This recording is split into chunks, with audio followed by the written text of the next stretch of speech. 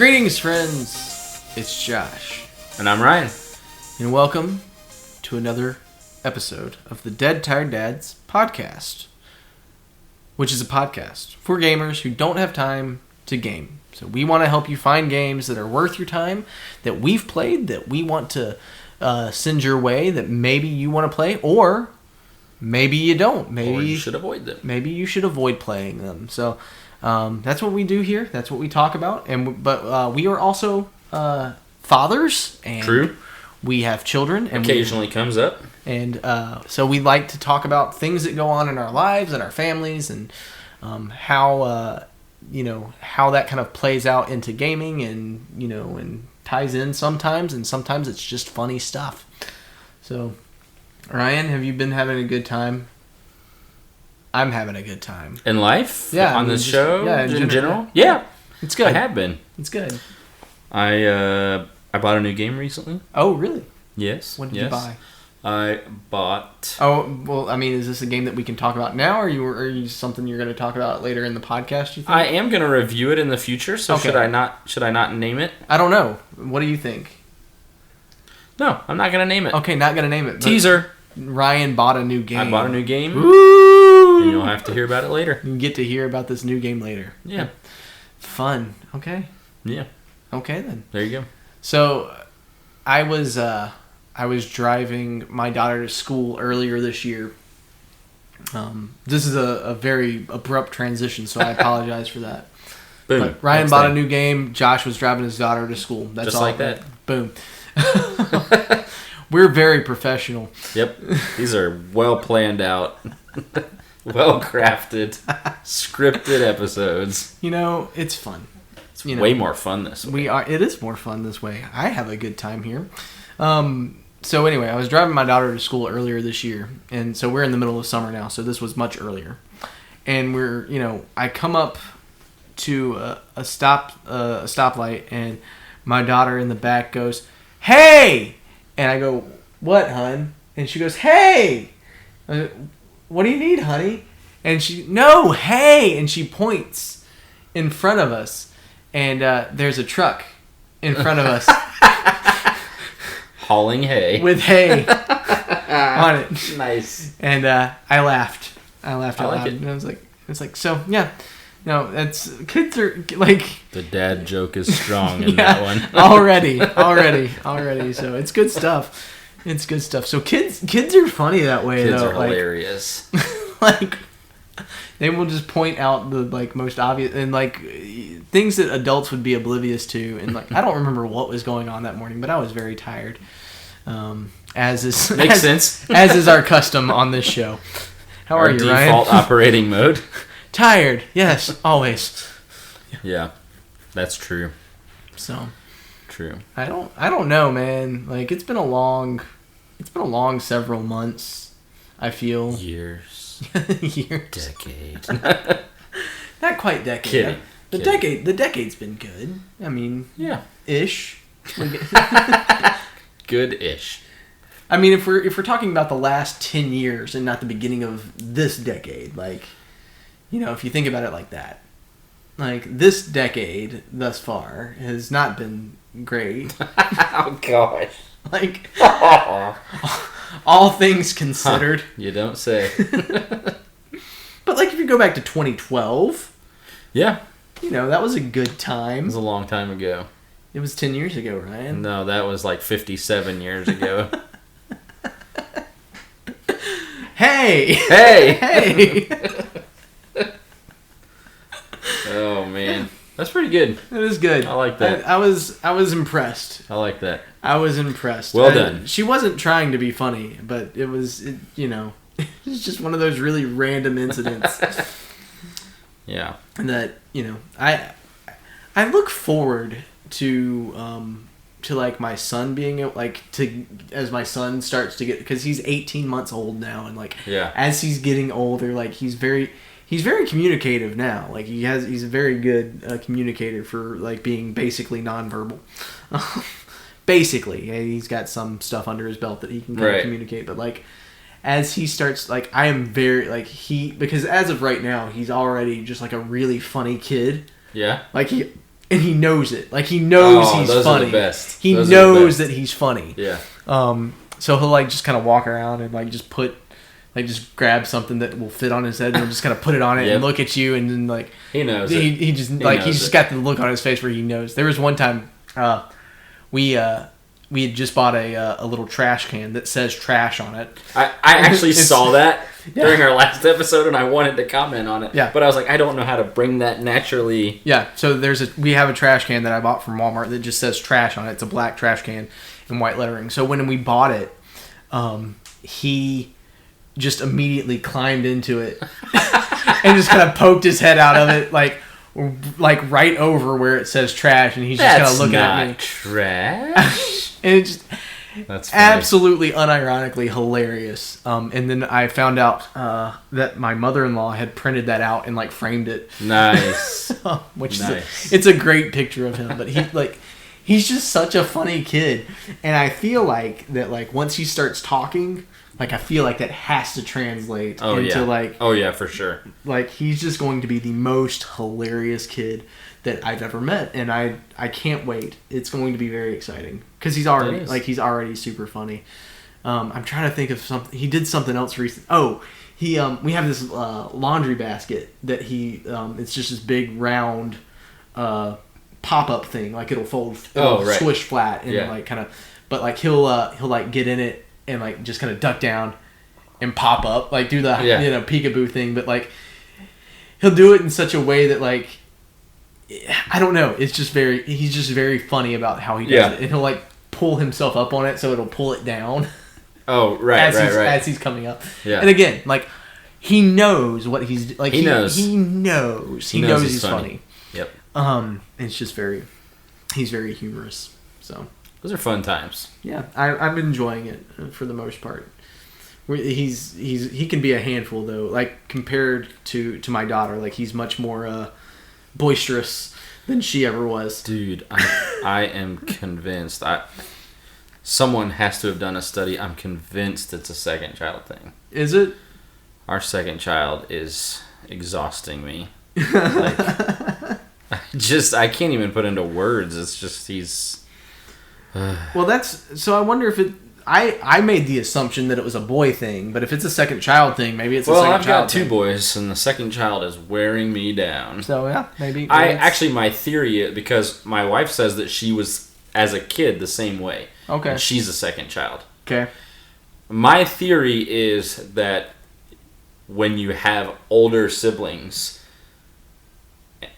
you watch them do things, and then you think you can do them before you're actually old enough to do them. So like, and you actually end up being able to do them sooner. My 8-year-old can climb the ladder to get into his bunk bed. Right. My 3-year-old cannot. I mean, he probably physically can, but he shouldn't be. Right. Yeah. And so that's kind of my theory is like he sees his older brother doing it, and so he's like, oh, I'll do that too. Yeah. Sure. That makes some sense. Which to me is like, please don't. Just. So anyway, that's a fair thing. I think I think that's a legitimate thing, but I don't know. He's just a funny kid. My daughter's really funny too. But like I don't remember her cracking jokes like before she was like like intentionally doing things that she knew. I maybe she did. I just don't remember it. My wife will remind me. True. But yeah, so they remember things better than us. They do. Good for them. How? Like they get less, or at least my wife gets way less sleep than I do. Yeah, that's true. Or at least she did. Some sort of superpower. It's got to be. Women have superpowers. That's true. Moms especially. I'll buy that all day long. So true. Anyway, why don't we dive into today's game reviews? All right. Okay, doing it. Let's go. Who's going first? You are. I am. Okay. Well, I want to talk about a game that I played. This is one of those games that I saw the name for it. Yes. And I said, "Come on, I've got to play that game. Come on, please live up to the hype." That's got to be a good game. So the game is called Research and Destroy. Okay.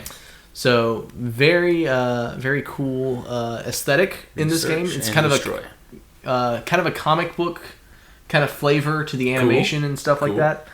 So basically, how this game works is the supernatural is kind of real. So there are mummies and zombies and ghosts and things like that, and they're kind of the main thing in the world. Like they're they've kind of taken over the world. Like all of these kind of supernatural creatures, and you are a scientist that is trying to kind of figure out like what's going on and how to get everything back to normal-ish kind of. Fair. And really, you're 3 people. So, believe it or not, this is an RPG. Yes! Josh did it. Not only that, it's actually a turn-based RPG. We have arrived at the holy grail of the Dead Tired Dads podcast. So, that being... And I'll give you a little bit of backstory. So, I started playing this game several months ago. Like, months ago. With every intention of reviewing it on the podcast much sooner than this. But I ended up getting sucked into a bunch of different games, and I didn't play it. And so I was like, and then as we were coming up to this one, I was like, I need a game. I need something to talk about. To review. And so I was like, oh, yeah, I have that game on my computer. I should talk about that one. Of course. And so I went back, I played it for a few more hours, and so initially my take on it was going to be, I don't like this game. You shouldn't like it's slow to get into and you shouldn't waste your time. I went back and played it for a few more hours. My review is still, I don't really love it.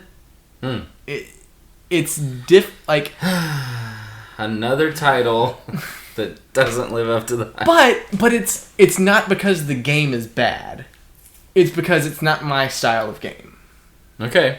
So I don't love it, but you might. You might think this is a great game. Fair. And I think that like I enjoy it enough that I could keep playing it. I don't think I will, but I could. If it was something that I was like especially if it was something that I had paid money for, like but it was on Game Pass. So Game Pass. Hey. Like all the games that I play anymore, I guess. I don't know. Do I buy games? Yes, we had that episode about GameStop. True. Anyway, so how this game works is, like I said, it's an RPG in this, and it's not necessarily an RPG in the sense that you level up your characters, but you level up you get different weapons, and you have to. It's kind of more of a table. It kind of reminds me more of kind of a tabletop RPG type thing. Okay. Yep. So, I'm sorry. I'm all over the place on this one. I don't have my thoughts completely gathered on it. Because I'm trying to like piece together like how to describe it. So, like I said, it's got a very cool aesthetic, but you are... So, how the turn-based kind of thing works, you've got 3 characters in your party. Mm-hmm. Each one has so much time that they can move in your turn. Yeah, sure. So movement is what causes your turn to kind of progress forward. Right. So if you move, you have, I don't know the exact time, but I think it's like somewhere between 10 and 15 seconds. So movements in the game can be you moving forward. Movement in the game can be you aiming your weapon. Yep. You know, anything, like anytime you're aiming, it's counting against your time. So, so you get to move. Your turn lasts until all 3 of your characters are out of their movement time. So your goal is to do certain research things on the different supernatural things that are around you. Yep. And then to get to your exit point.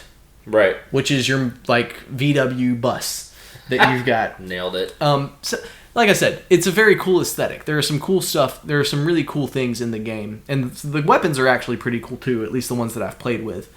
And there's a lot of upgrades and things like that you can do. But, so that's kind of the gameplay, as it were. But then there's this second part to it that's more of like this tabletop thing where it shows kind of like a world map, and you're trying to kind of explore different countries to kind of take them back from the supernatural. And you have to build universities there and build defenses so that the supernatural can't get back into those places. Yeah. So there are these two kind of turn-based elements that kind of go into it. Part of the reason that I don't like the game is because it's too, like, for me, like, it's confusing. Mm-hmm. Like, there's just so much going on that it's asking me to do. Yeah. And one, I already don't like RPGs. Right. And I don't like turn-based RPGs. And then you're throwing a ton of information at me. Yep. So, not really my thing. But, again, like, the gameplay itself is kind of enjoyable. One of the things about, like, you know, when you run out of time, your character just stops wherever they are. So if you're in midair, that's where they are. That's where they stop. And so, and then the supernatural gets a turn and they get to attack. They get to move and attack and do things like that. So, yeah, it's a very cool game. Like, it really is a cool game. Yeah. And I enjoyed, like I said, I enjoyed it, but I don't like it. If that makes sense. Like, I know what you mean. Because it just annoys me, and it's too, like, for me, it's too much. Like, I can't, like, I don't, it's too much for me to deal with. I just don't want to take the time to figure out certain aspects of the game and to build defenses and not, it just, so. That's fair. It's a cool game. It's just not my thing.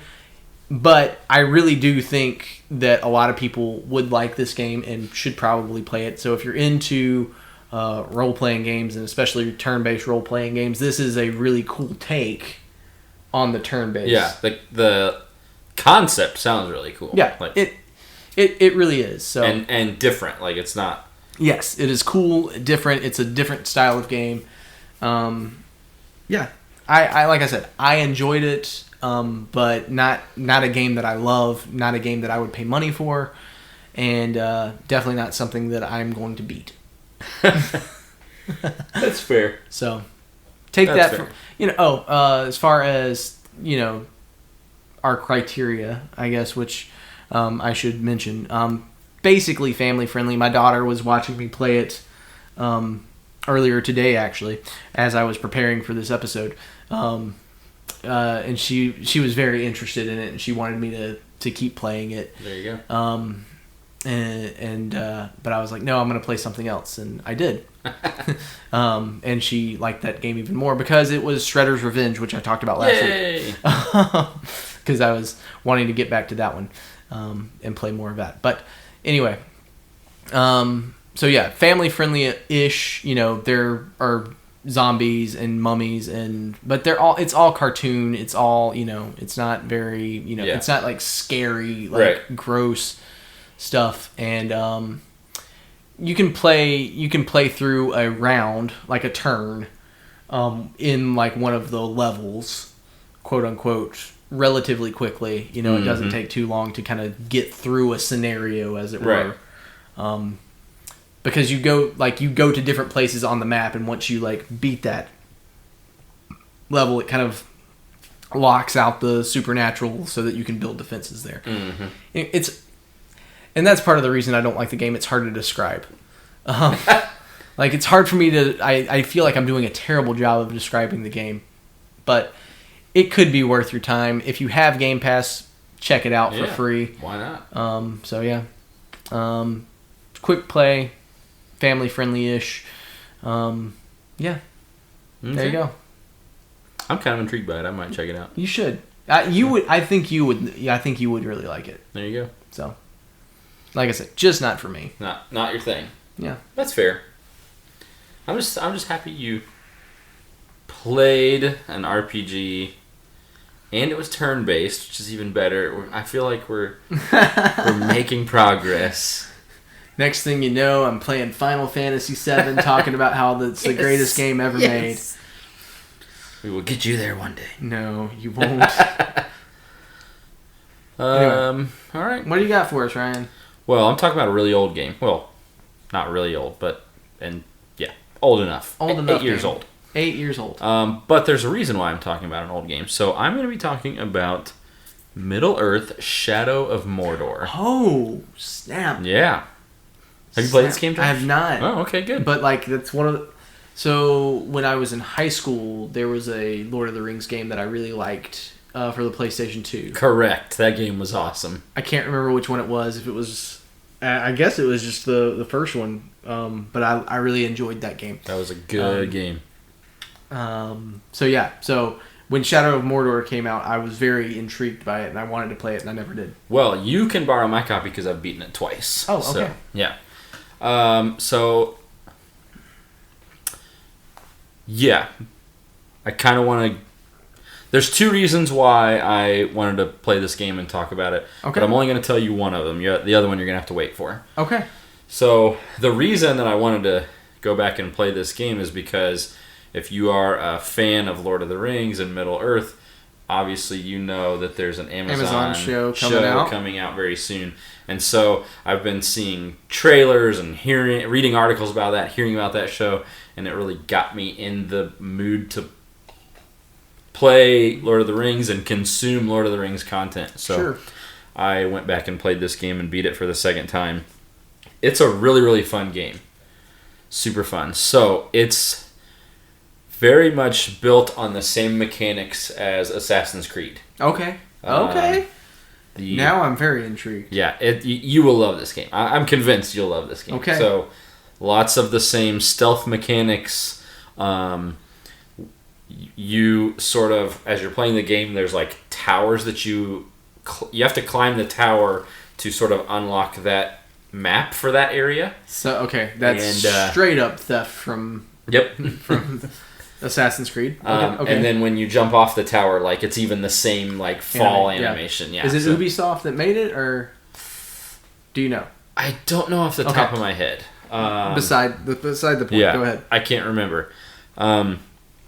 But I actually think uses those mechanics better than Assassin's Creed does. That's just my opinion. And I love Assassin's Creed games. So the main story of the game, the gist of the game is you are a ranger by the name of Talion. And the story starts out, spoiler alert, but it's an 8-year-old game. So if you haven't played it yet, I'm getting ready to spoil how it starts. It's not a big spoiler. The gist of it is it starts out that Sauron kills you and your family. Oh. And so, in the sort of in-between, like you're physically dead, but you're not in the afterlife yet. You're in this in-between realm. This spirit named Celebrimbor binds himself to you, and so you come back to life, if you will, with his power. And so between the two of you, his spirit and your resurrected corpse sort of make one character. Gotcha. And you go through the game, and you are fighting your way through Sauron's armies to him. And they have that's the story. They have a really cool mechanic called the Nemesis system, where you can, through various ways, you can either recruit orcs over to your side to help you to infiltrate the army, or you can sort of you can gain intel on them, and so you can pit them against each other. You can sort of tell one this war chief over here is saying this about you, and then you can sort of pit them against each other, and that's how you thin out the army. Interesting. It's a really, really cool system the way it's done, because like I said, you can find intel around the game, or there's certain types of orcs that you can interrogate. Gotcha. For more intel.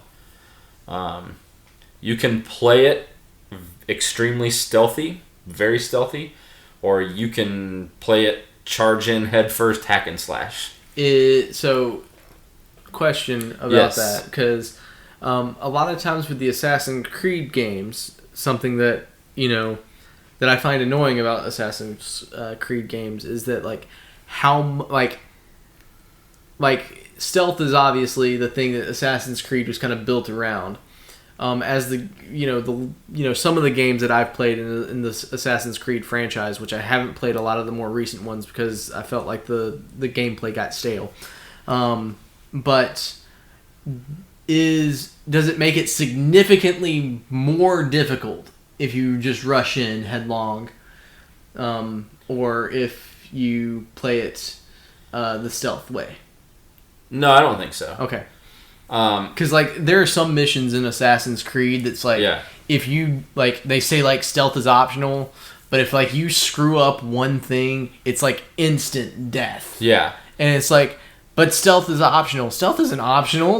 Stealth is optional if I can choose to do it. But if I don't do this stealthily, I am immediately dead. So no, there are times, there are missions where stealth certainly makes it easier, because if you sneak into one of their camps or one of their bases, within certain areas they will sound the alarm. Okay. If they see you, which brings in waves of enemies. Yeah. So that it makes it easier, but it's by no means impossible. Okay. There are times where if I'm either in a hurry or it's just sort of my preferred fighting style. Right. I don't care about the alarm. I just charge in. I'm like, yeah, okay, send 15 more orcs. See that, like I said, that was one of the things that in some of the Assassin's Creed games, and it's been a while since I played one, but it would just annoy me that I can't. If I don't do this stealthily, I'm just dead. It's just death. No, you can't do anything. It's not that intense. You can't do anything but die in this situation. So that's good to know. And also, as you'll find yourself playing it differently as you level up, because you can unlock more skills. Sure. And so, you unlock skills that can stun several enemies around you. You unlock some skills where, if you've built up enough. I think it's called Rage, but I can't remember. If you've built up enough of a resource, it's you can do an instant kill move. Okay. So you can, dispatch enemies much quicker. So no, it's very much it is. It's more truly stealth is optional here. Gotcha. Yeah. Okay. But there's so many mechanics that are so fun about this game, because you can sneak into a camp and unlock an animal cage, and then that animal gets out and attacks all the orcs, and so you can create sort of chaos and stuff around you without directly being in the fighting. Yeah. So there's a lot of mechanics about this game that are really, really fun. Okay. And you have this for PS4, I assume. I do have this for PS4. Okay. Yeah. Because the more you're talking about it, the more I'm just man, I just want to play. The next time I see you, I will hand it to you. Okay. I have beat it twice. I have all but 3 of the trophies, and I just can't get the last 3 because I want the platinum so bad, but that's okay. What are the last 3? Do you know? There's one, I think, where you have to ride one of the dog-like animals and free so many slaves in 30 seconds or something like that. There's another one where you have to kill so many enemies using fire. They're all 3 are related to doing something in a short time span, Gotcha. 30 seconds. Yeah, I hate that and crap. They're so annoying because I'll get to 27 of 30 kills, and I'm like, there's no one left. I hate stuff like that. So they're all stuff like that. Sure. No, I will absolutely let you borrow it the next Please time do. I see you. I may or may not play it, but you will play it. It's a lot of fun. That being said, it meets none of the criteria for our. Okay then. It's violent, very, very violent, and detailed. Okay. Yeah. It's violent. That's Okay. that's all I'll say. It's very detailed, graphic violence. You do need to pay attention to the story. There is a very clear story, and it's a good story actually. Yeah. It's very. What's the time? How long to beat is just the main story, 15 hours. Okay. If you want to do a completionist run, 30 hours. So well, it means it. I mean, that's within our criteria. That is in our criteria for time. Yeah, you that know, is time investment. You know. Another thing that is sort of in our criteria is you can, if you press the pause button and quit anywhere, your progress is always saved. Okay. And then the next time you turn it on, you will load in one of the towers, so you're in a safe spot. So sure. You can just, if you need to stop in the middle of something and go, no problem. Yeah. So. Well, and that's something, point of order, with research and destroy that I didn't mention. That is something that I did not mention. Like I said, it had been months. Yeah. Since I had played research and destroy, and I was able to come back to it. And I basically knew, I had a general idea about how the game worked, what the controls were, and things like that. So there weren't, so that's another point in its favor as well. So sorry, back to Shadow of Mordor. No, that's pretty much all I had. It's a really good game. I would, if you can find time either after the kids go to bed or whatever, because of the violence, I would definitely recommend playing this game because it's a great experience. I'm going to hand you my copy the next time I see you. That sounds like a good idea. Because it's a good game. Yeah.